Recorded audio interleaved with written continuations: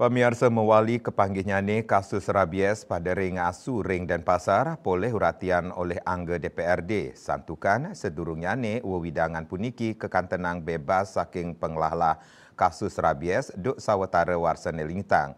Nanging rauhi mangkin kasus rabies mewaling limbak. Sani muatang penampian becik antuk ngeruruhang pemargi. Anggota fraksi Golkar DPRD Denpasar Iwayan Suwiri ngaptiang instansi sani mapaiketan sida mausaha nerep tiang miwah ngicenin vaksin rabies.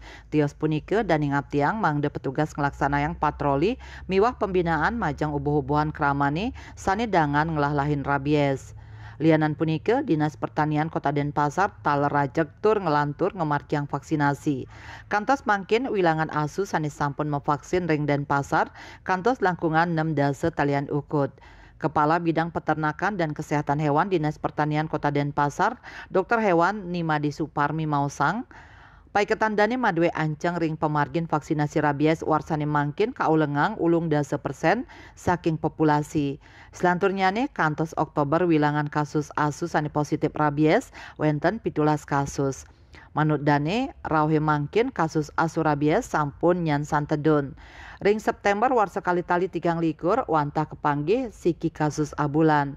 Santukan sadurung nyane kepanggih kali kantos 3 kasus abulan nyane.